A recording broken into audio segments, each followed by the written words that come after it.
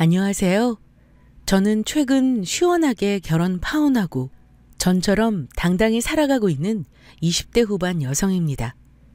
여자라면 인생에서 중요한 결혼을 넘기고 잘 살아가고 싶겠죠.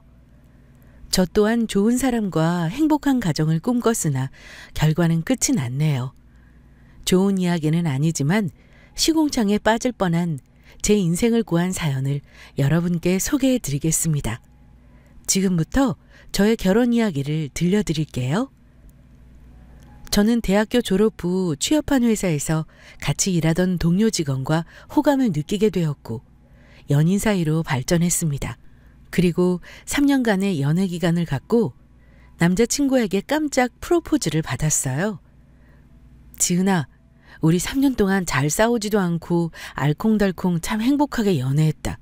그렇지? 그런데 나 이제 연애 그만하고 싶어. 우리 여기서 연애 그만두고 이제 결혼하자. 나랑 결혼해 줄래? 남자친구가 준비한 서프라이즈 청혼에 저는 크게 감동하였고 프로포즈를 승낙했습니다. 그리고 차근차근 결혼 준비를 시작하게 되었죠. 먼저 우리 부모님께 인사드렸고 그 다음 남자친구 집에 인사드리러 가는데 집에 들어가기 전 남자친구가 주저하는 듯 하길래 무슨 일인지 물었습니다. 왜? 무슨 할 말 있어? 그게 사실 자기한테 말 못한 게 하나 있어. 뭐 굳이 말 안 해도 우리 결혼에 상관없겠지만 그래도 알고 들어가는 게 좋을 것 같아서. 그래? 그게 뭔데? 내가 자기한테 한 번도 말 안 한 것 같은데 사실 우리 집 그렇게 잘 사는 편 아니야. 뭐야, 난 또 뭘 말하려고 그러나 싶었는데 그거였어? 우리 집은 뭐 잘 사나? 다들 비슷비슷한 거지. 그런 거로 달리 생각하는 거 없으니까 걱정하지 마. 우리 집은 평범한 수준이 아니라고 해야 하나? 자기가 들어가서 집안 보면 딱 알겠지만 오래된 집이라 많이 낡고 비좁아. 집 형편이 좋지 않다 보니까 연애할 때 집 구경 시켜주는 게 부끄럽더라고. 그래서 한 번도 안 데리고 온 건데 막상 보여주려고 하니까 좀 걱정되네. 연애할 때 남자친구가 종종 집에 놀러 온 적은 있었지만 제가 남자친구 집에 놀러 가본 적은 단 한 번도 없었어요. 몇 번 기회가 있었는데 그때마다 남자친구가 번번이 이유를 대며 미루다 보니 놀러 갈 수 없었죠. 알고 보니 이런 이유로 집에 초대하기가 어려웠던 거구나 하고 이해됐습니다. 자존심이 조금 센 편인 남자친구가 이런 말을 꺼내기까지 얼마나 어려웠을까 싶은 게 마음이 짠하더라고요. 그런 게 무슨 상관이야? 난 하나도 신경 안 써. 자기를 향한 내 마음이 변할 일도 없을 것이고. 말하기 어려웠을 텐데 이렇게 말해줘서 고마워. 그리고 난 정말 하나도 상관없으니까 부끄럽게 생각하지 않았으면 좋겠어. 남자친구는 제 말에 감동하며 고마워했어요. 우리 둘은 집에 들어가기 전에 다시 한번 서로에 대한 사랑을 확인할 수 있었죠. 그리고 드디어 처음으로 예비시댁에 들어갔습니다. 남자친구 말대로 오래된 건물이라 그런지 많이 낡았더라고요. 남자친구 어머님은 저를 반갑게 맞아주셨습니다. 우리 아들이랑 만나는 아가씨를 드디어 만나네. 그동안 얼마나 궁금했는지 몰라요. 우리 아들이 계속 다음에 보여준다고 미루기만 했는데 이렇게 만나니 참 반갑네요. 네, 어머니. 저도 진작 찾아뵙고 싶었는데 상황이 그렇지 못했네요. 너무 늦게 인사드려서 죄송해요. 처음 뵙는 남자친구의 부모님은 모두 인상이 참 좋으셨어요. 저를 반갑게 맞아주시고 정성스럽게 준비한 음식도 대접해 주셨습니다. 남자친구는 외동아들이라 예비 시부모님 2분밖에 없었고 함께 이런저런 이야기를 나누며 식사를 마쳤어요. 그리고 과일을 먹고 있는데 예비 시어머니께서 결혼 준비에 관해 물어보셨습니다. 서로 집에 가서 인사도 드리고 결혼 허락받았으니 이제 결혼 준비는 어떻게 해나갈 거니? 둘이 모아놓은 돈으로 결혼 준비 충분한 거야? 저랑 남자친구랑 모은 돈이 많지는 않아요. 그래서 집안 혼수도 생략하고 결혼 준비 비용이랑 신혼여행, 신혼집 가전제품 정도만 저희 돈으로 마련하고 신혼집은 대출 껴서 얻으려고요. 대출? 아이고 그래.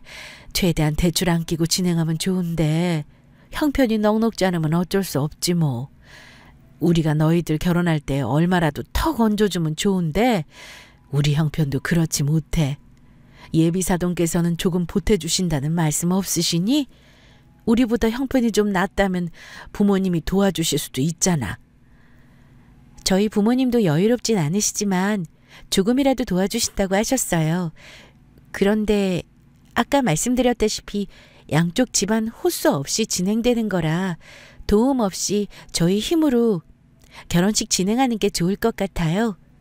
요즘 신혼부부 대상으로 대출 잘 나와서 적당한 집 마련할 수 있을 거예요. 그래 뭐 너희 생각이 그렇다면 어쩔 수 없지. 보태주는 거 없이 진행되는 마당에 우리가 뭐 더 참견하기는 그렇고 둘이 알아서 준비 잘해봐.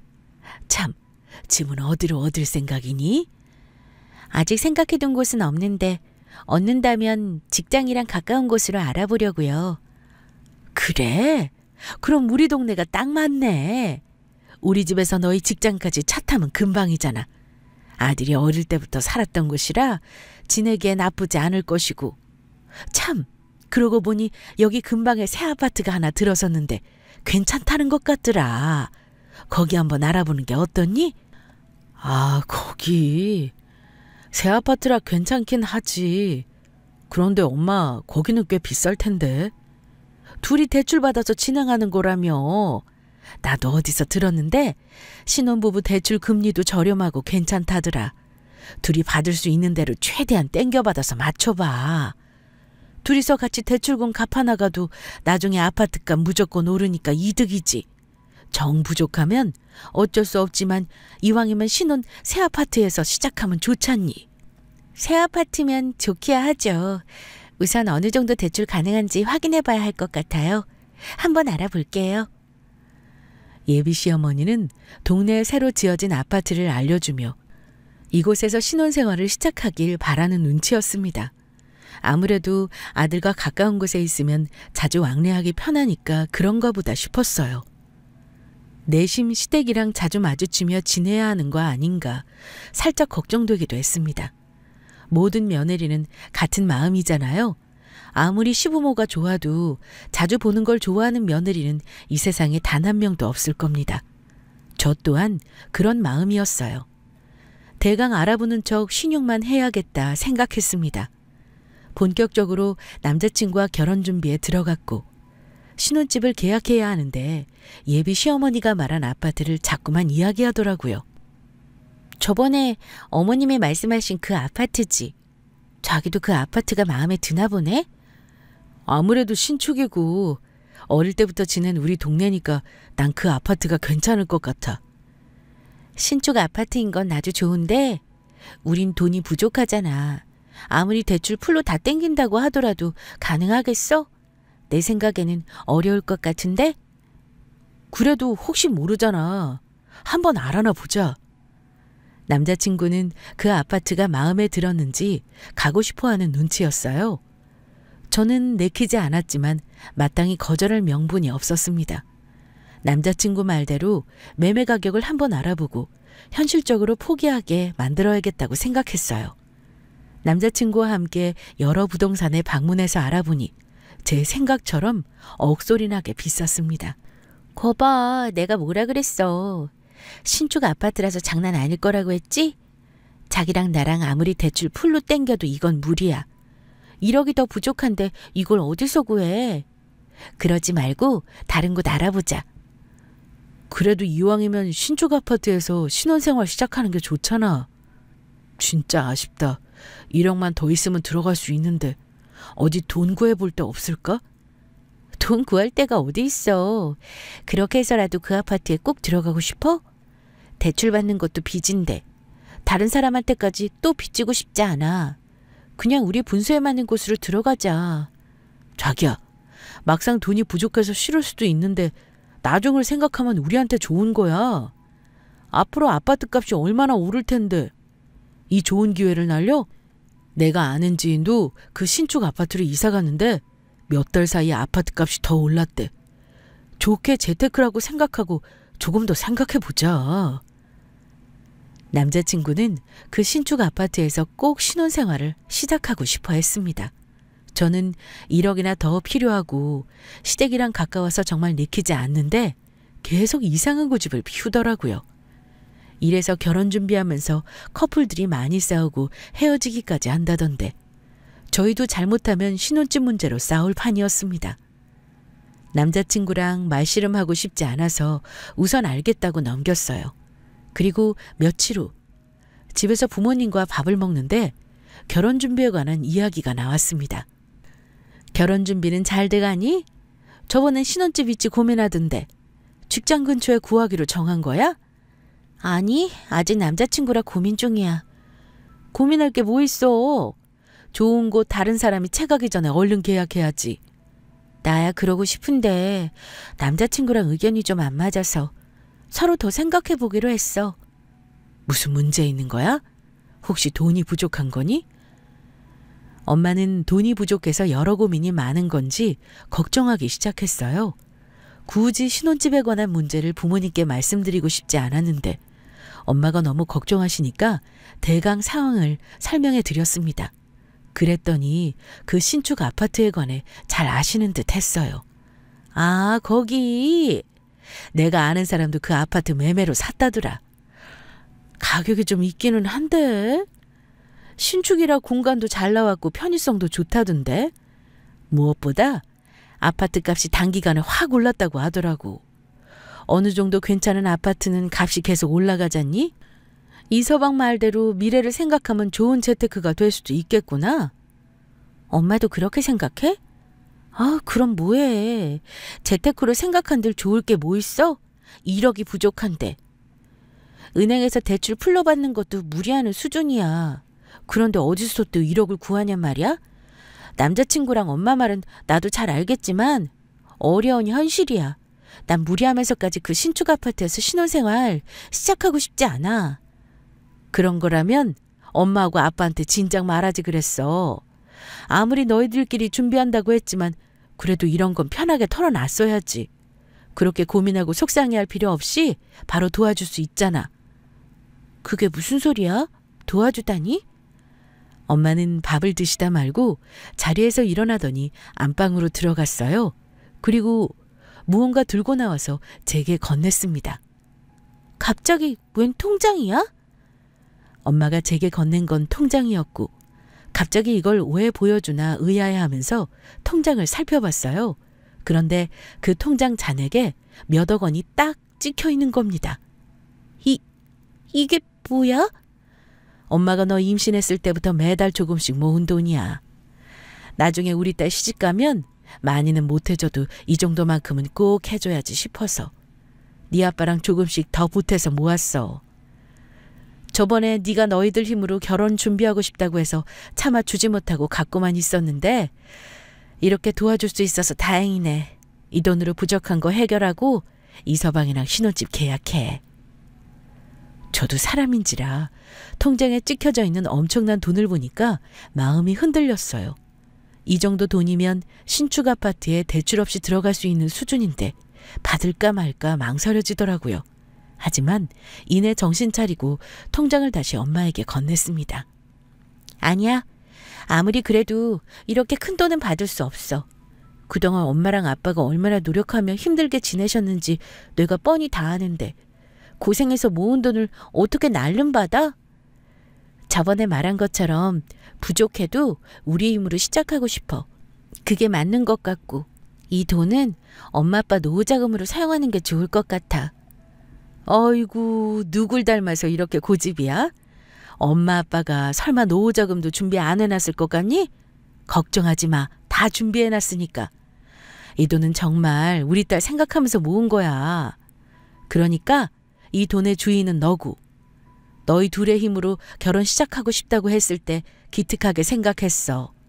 하지만 부모 마음이 어디 그렇니? 내 자식한테 뭐라도 더 챙겨주고 싶지. 엄마 아빠 마음도 같아. 그러니까 이 돈은 꼭 받아줬으면 좋겠어. 이서방 말대로 그 아파트값 계속 올라가니까 분명히 너희들한테 좋은 일 있을 거야. 네 마음은 충분히 알았으니 우리 좋은 것만 생각하자. 대출 없이 신혼집 마련하는 게 제일 좋은 거지 뭐. 늘 부모님께 받기만 하는 것 같아 죄송스러운 마음뿐인데 이렇게 또 크게 도와주시니 감사할 따름이었어요. 마음 같아서는 받고 싶었지만 두 분의 간절한 부탁에 하는 수 없이 통장을 건네받았습니다. 그리고 이 사실을 남자친구에게 전하자 예비 장인 장모님께 너무 감사하다며 좋아했어요. 남자친구는 지체할 것 없이 빨리 계약 진행하고 신혼집을 마련하자고 했습니다. 저는 알겠다고 했고 그 전에 한 가지 부탁이 있다고 했어요. 부탁? 그게 뭔데? 저는 남자친구의 시부모님을 좋게 생각하고 있지만 가까운 거리에 신혼집을 마련하는 것이다 보니 의도치 않은 왕래가 자주 일어나겠다 싶었습니다. 그래서 남자친구가 원하는 신축 아파트로 계약하는 대신 시댁에 억압되지 않게 자유로운 결혼 생활을 보장해달라고 할 생각으로 남자친구에게 말을 꺼냈습니다. 기억하지? 우리 힘으로 결혼 시작하기로 한 거. 어찌 보면 신혼집 마련하는 걸 친정 부모님이 도와주신 건데 난 이걸 어느 정도 공평하게 정했으면 좋겠어. 어떻게 공평하게? 설마 우리 집에서도 얼마 도와주셨으면 좋겠다 뭐 이거야? 나도 물론 우리 부모님이 자기 집처럼 크게 도와주셨으면 싶지. 그런데 알잖아. 우리 집 사정 어떤지. 1,000만 원도 도와주기 힘들어 하실 텐데. 굳이 돈으로 공평하게 정하자는 게 아니야. 우리 부모님은 신혼집 마련하게끔 돈으로 도와주셨으니 자기는 앞으로 예비 시부모님과 내가 원만하게 지낼 수 있도록 잘 도와줬으면 좋겠어. 우리가 얻으려는 아파트랑 시댁거리가 꽤 가깝잖아. 그러다 보면 자주 왕래하면서 지낼 텐데 솔직히 난 그런 생활 조금 불편할 것 같아. 아무리 결혼했다 하더라도 내 생활이 있는 거고 시부모님께 얽매이거나 스트레스 받고 싶지 않아. 그렇다고 자기 부모님이 날 힘들게 하신다는 말은 아니고 사람이 함께하는 시간이 많아지다 보면 분명 부딪히는 일도 생길 것 같아. 그래서 적당한 거리가 필요한 거고. 나도 처음에는 깊게 생각 안 했는데 나도 어쩔 수 없는 며느리인가 봐. 시부모님이 마냥 편하게 느껴지지만은 않네. 나중에 합가하는 일도 없었으면 좋겠어. 적당히 왕래하면서 내 생활 존중받고 싶은데 이런 내 마음 이해해 줄 수 있을까? 남자친구는 제 이야기를 듣고 잠시 당황하는 것 같았지만 이내 알겠다며 고개를 끄덕거렸습니다. 서운할 수도 있는 말이지만 충분히 이해되는 부분이라며 다행히 제 뜻을 존중해 줬어요. 남자친구는 자신이 외동아들이지만 절대 합가하지 않도록 잘 처리하겠다며 저와 약속했습니다. 그렇게 우리 둘은 신혼집을 계약했고 결혼 준비는 마무리에 접어들었습니다. 그리고 상견례 때 양가 부모님들과 식사 자리를 가졌어요. 한창 분위기 좋게 이야기 나누고 있는데 예비 시어머니가 문득 신혼집에 관한 이야기를 꺼냈습니다. 참, 애들 신혼집 마련하게끔 도와주셨다고 이야기 들었어요. 신축 아파트라 값이 꽤 돼서 다른 곳으로 알아봐야 하나 싶었는데 예비 사돈께서 큰돈 턱하니 도와주셨다면서요? 정말 잘하셨어요. 그 아파트가 앞으로 계속 오르는 추세거든요. 이왕 집 마련하는 거 아파트값 오르는 곳으로 구하는 게 좋지 않겠어요? 마침 우리 집이랑 거리도 가깝고. 네, 저도 그 아파트에 신혼집 얻는 거 잘했다고 생각해요. 안 그래도 제 지인이 거기 사는데 괜찮다고 하더라고요. 더 많이 도와주면 좋으련만 애들한테 미안할 따름이에요. 아유, 이렇게 큰돈 보태주는 게 어디예요. 저희는 그럴 형편 안 돼서 도움도 못 되는걸요. 저희도 여유가 있다면 좀 보태주고 싶은데 그게 어렵네요. 하지만 앞으로 따님 걱정은 하지 않으셔도 됩니다. 우리 집이랑 가까운 곳에 살림 차리니까 제가 사부인 대신 잘 챙길게요. 그리고 저는 며느리 부려먹는 그런 몰상식한 시어머니 아닙니다. 나중에 나이 들어도 우리 모시고 살려면 합가할 생각도 없어요. 그저 우리 아들하고 행복하게 살라고 옆에서 챙겨만 주렵니다. 예비 시어머니는 합가할 생각이 조금도 없다며 그저 둘이 아무 탈 없이 잘 살기만 하라고 당부하셨어요. 그 말을 들으니 어느 정도 제 개인적인 생활이 보장되겠구나 안심됐습니다. 이렇게 마인드가 좋은 시어머니를 만난 게 천운이다 싶었어요. 우리 둘은 예정대로 결혼식을 올렸고 해외로 신혼여행을 갔다 왔어요. 그리고 친정집에 제일 먼저 들러 인사드렸고 하룻밤 보낸 뒤 다음날 새벽에 인사드리러 갔습니다. 그런데 대뜸 시어머니께 전화가 왔고 시댁이 아닌 곧장 신혼집으로 오라고 하시더라고요. 네? 저희 신혼집으로요? 어머님이 우리 집 쪽으로 오시게요? 무슨 소리야? 나 이미 너희 집에 들어와 있어. 곧 있으면 밥 되니까 얼른 와서 맛있는 거나 같이 먹자. 시어머니 말에 이게 무슨 소리인가 싶어 남편에게 물었습니다. 어머님이 시댁으로 오지 말고 곧장 우리 신혼집으로 오라고 하시는데 이게 무슨 소리야? 어머님이 왜 우리 집에 들어와 계셔? 자기 혹시 어머니께 집 비밀번호 알려드렸어? 비밀번호? 알려드렸지. 뭐? 아니 그걸 나한테 한마디 상의도 없이 알려드리면 어떡해? 이게 상의할 일인가? 우리 엄마랑 아빠가 뭐 남도 아니고 이제 자기한테는 가족인데 못 알려줄 사이는 아니잖아. 부모가 자식 집에 와 있을 수도 있는 거고. 그래도 그렇지. 이건 좀 황당스럽네. 그리고 왜 시댁이 아니라 우리 신혼집에서 인사를 받겠다고 하시는 건지. 그건 우리 집이 좁잖아. 마땅히 우리가 자고 갈 공간도 없고 하니까 겸사겸사 우리 집에서 인사 받으시겠다는 거겠지. 우리 신혼집 방 많잖아. 시댁집이 좁아서 그렇다는 건 이해되지만 아무리 그래도 신혼여행 다녀와서 인사드리는 거잖아요. 저희한테 미리 이야기한 것도 아니고 마음대로 비밀번호 누르고 들어와서 기다리고 계신다니 기분이 썩 좋지 않았습니다. 남편 말대로 별일 아닌데 제가 괜히 예민하게 받아들이나 싶기도 하더라고요. 우선 시부모님이 기다리시니 서둘러 신혼집으로 향했습니다. 그리고 집에 딱 들어서는데 제 두 눈을 의심했어요. 너희들 이제 오냐? 배고파 죽겠는데 빨리 좀 오지. 그래, 해외로 신혼여행까지 다녀왔는데 시부모님 선물은 좀 사왔니? 참, 내 정신 좀 봐. 여보, 애들 왔어요.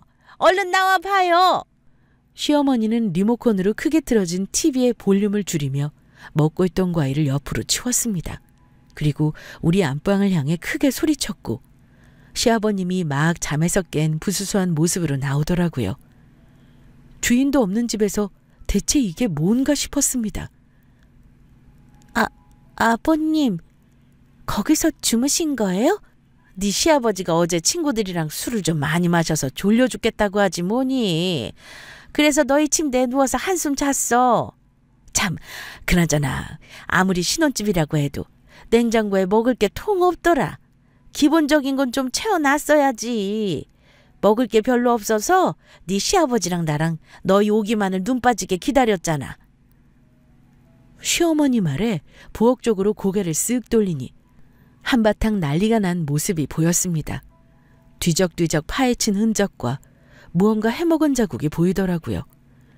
남편 말대로 시댁집이 좁아서 우리 집으로 인사받으러 오신 건 좋다 이거예요. 하지만 신혼부부 침대에 마음대로 누워서 잠을 자거나 허락 없이 집을 막 헤집고 어지럽혀 놓은 건 아니지 않나요? 생각할수록 기가 차더라고요. 기분이 상해서 겨우 표정 관리했습니다. 어찌어찌 인사드리고 신혼여행에서 산 선물 드린 다음에 식사까지 마무리했어요. 그리고 시부모님 집에 가시면 이번 일에 관해 남편과 이야기를 나누려 했습니다. 그런데 아무리 기다려도 시부모님은 집에 갈 생각이 없어 보이더군요. 마지못해 제가 슬쩍 물어봤습니다. 어머니, 아버님, 시간이 꽤 늦었는데 조금 더 있다가 집에 가시려고요? 소파에 누워있던 시모는 심드렁한 표정으로 제게 말했어요. 집? 뭐 할 것도 없는데 뭐 가기도 귀찮고 이왕 온 김에 자고 가련다. 네? 여기서 주무시고 가시게요? 이불이 마땅치 않을 텐데. 이불이야 뭐 대충 아무거나 덮고 자면 되지 뭐. 남는 방도 많으니까 우리가 알아서 잘 테니 넌 신경 쓸 거 없다. 피곤할 테니 얼른 들어가서 쉬어. 참, 내일 아침은 6시에 먹는 게 좋겠어. 늦어지지 않게 시간 맞춰서 아침 준비해 놓으렴. 시모의 말을 듣고 기가 차서 입이 떡 벌어졌습니다. 뭐라 대꾸조차 못하겠더라고요. 하는 수 없이 방에 들어와서 조용히 남편에게 이 사실을 알렸습니다. 어떻게? 어머니 아버님 여기서 자고 가신대. 마땅히 이불도 없는데. 그래? 그럼 이불 있는 거 대충 찾아봐야겠네. 아, 지금 그럴 때야? 이불도 없는데 여기서 어떻게 주무신다는 거야? 그리고 내일 아침 준비 6시에 하라고 하시더라? 우리 집은 그때 아침 먹어. 엄마랑 아빠가 워낙 아침잠이 없으셔서. 그럼 나더러 꼭두 새벽부터 일어나서 아침 준비를 하라는 거야? 장봐놓은 것도 없어서 마땅히 차릴 게 없단 말이야.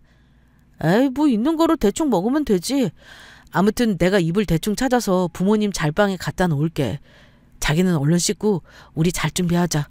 아유, 아까부터 졸린 게 좀 피곤하네.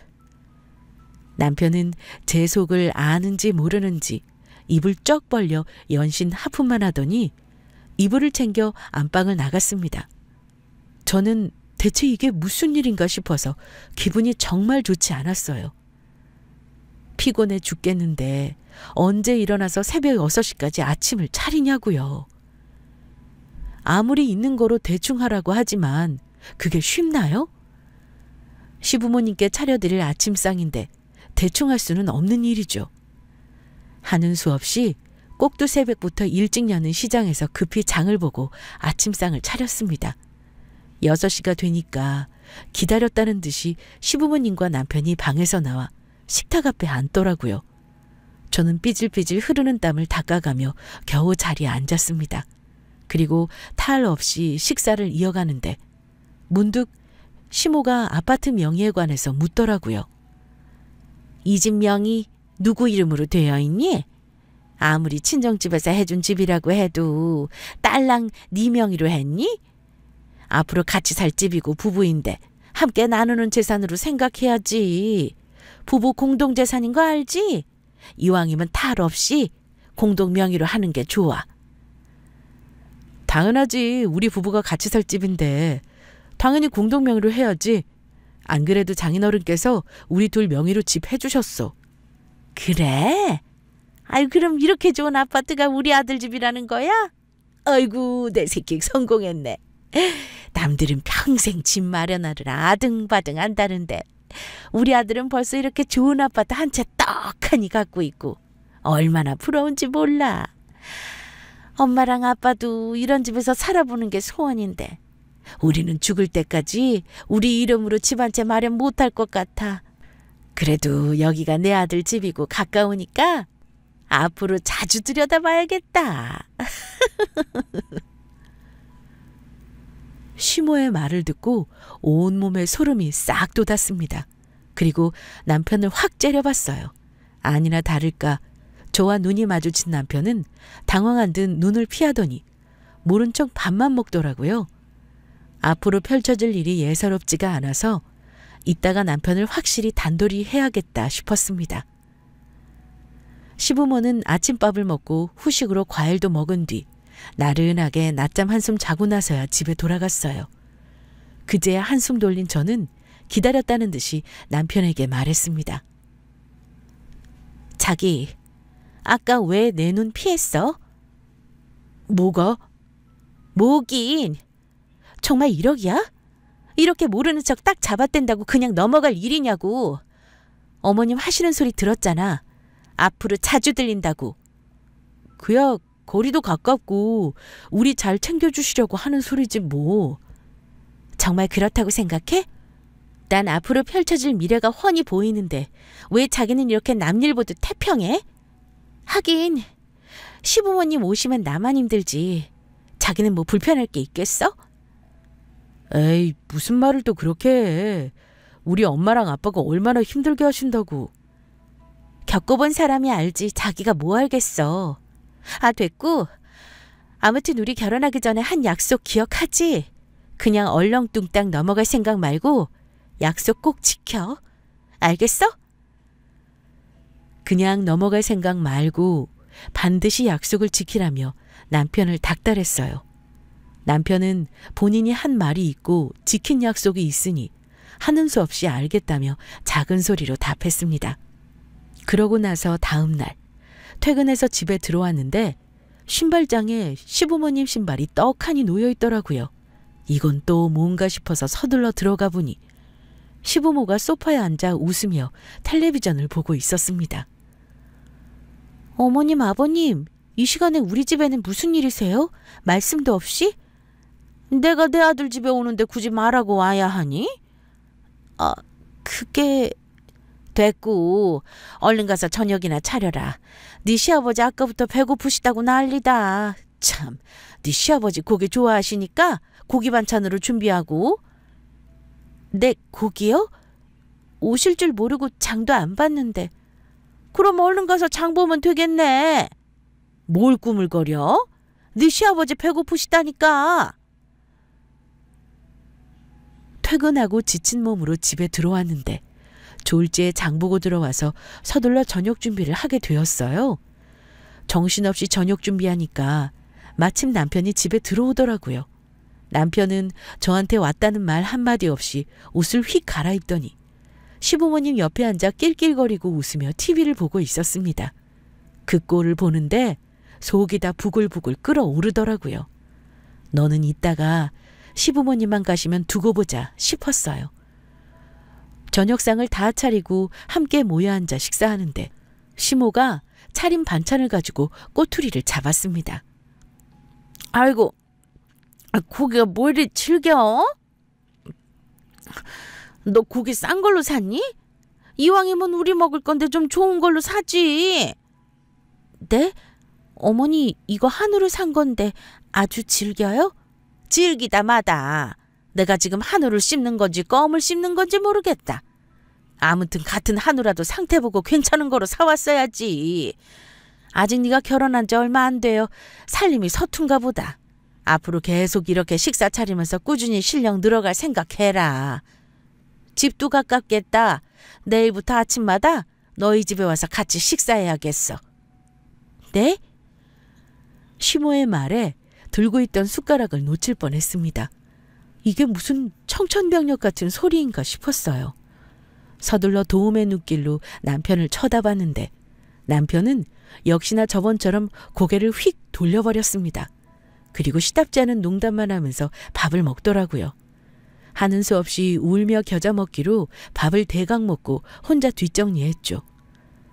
설거지까지 다 마치고 잠시 한숨 돌릴 겸 안방으로 들어가려는데 안방에서 남편과 시모의 목소리가 새어나왔어요.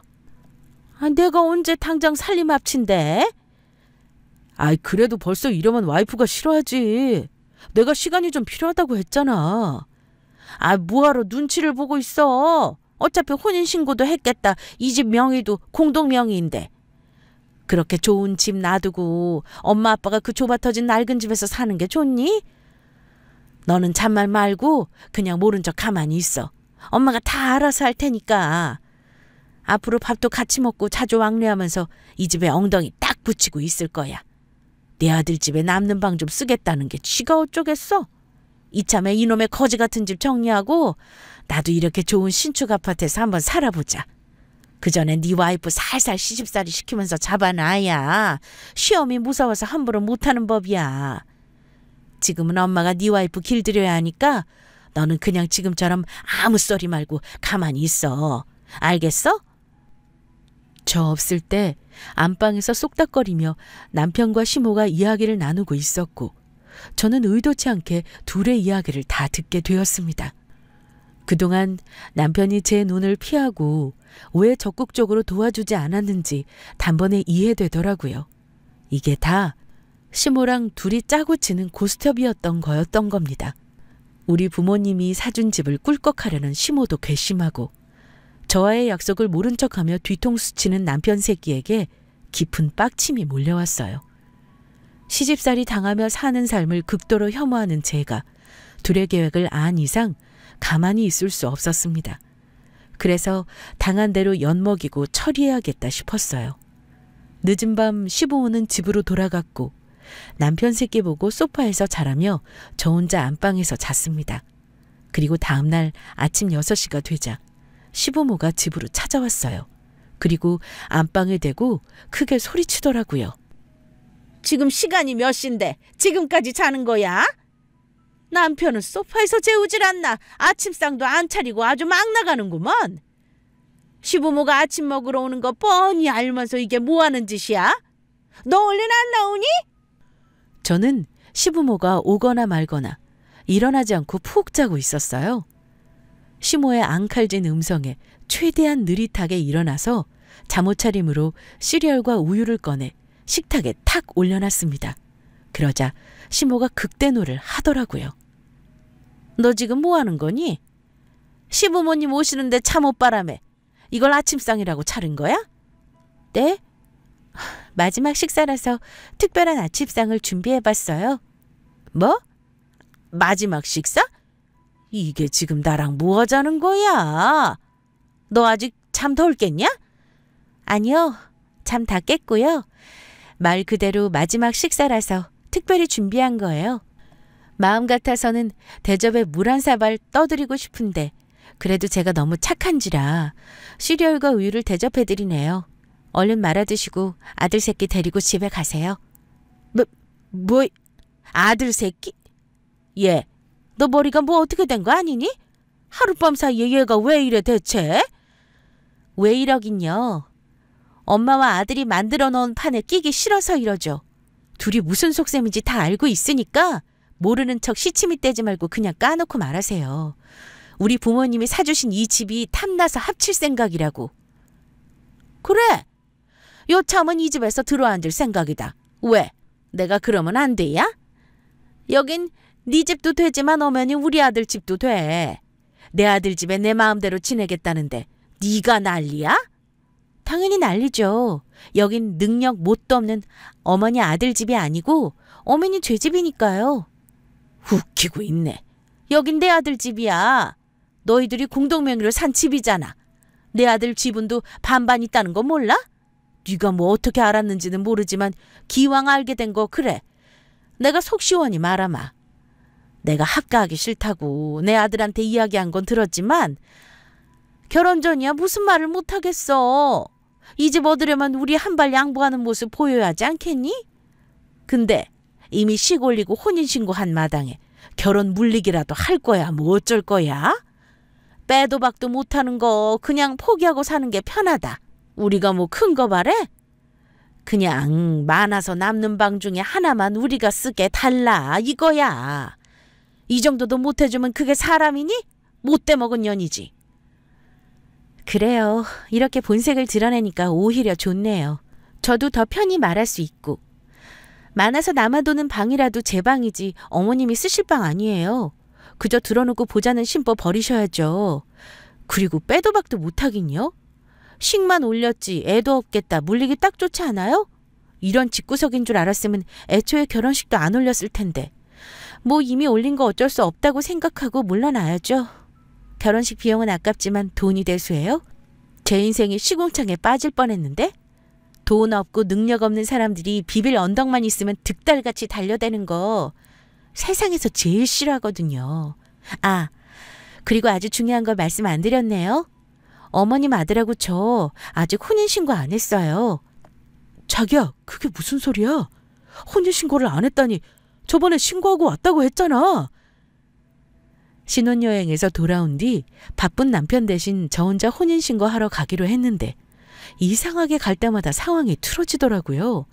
갑자기 회사 일이 생긴다든가 시모가 아침부터 쳐들어와서 피곤하게 한다든지 갈 수 없는 일이 생기면서 조금씩 미뤄졌습니다. 그리고 어느 순간 시모의 꼬락서니를 보니 좀 지켜봐야 할 것 같아서 혼인신고를 일부러 안 하고 있었죠. 남편에게는 했다고 대충 얼버무렸기 때문에 법적으로 부부가 된 줄 알았을 겁니다. 멍하니 쳐다보고 있는 시모와 남편 새끼에게 웃으며 말했어요. 법적으로 부부도 아닌 마당에 이혼이고 뭐고 필요 없고 그냥 얼른 짐 싸서 나가. 이제라도 너 같은 놈 거를 수 있어서 천만다행이지 뭐야? 남편 놈은 믿기 어려운지 눈만 껌뻑거리며 절 쳐다봤어요. 그러자 시모가 악다구니를 쓰며 소리쳤습니다. 아니야. 이 집은 우리 아들 거야. 누구 보고 나가래. 혼인신고 안 했다고 해도 우리 아들 명의잖아. 그러니까 절대 못 나가. 집 못 가진 귀신이 붙었나 왜 이래요? 언감생심 이 집 넘보지 마요. 공동명의여도 소송으로 충분히 취소할 수 있으니까. 그만한 사유는 충분하잖아요.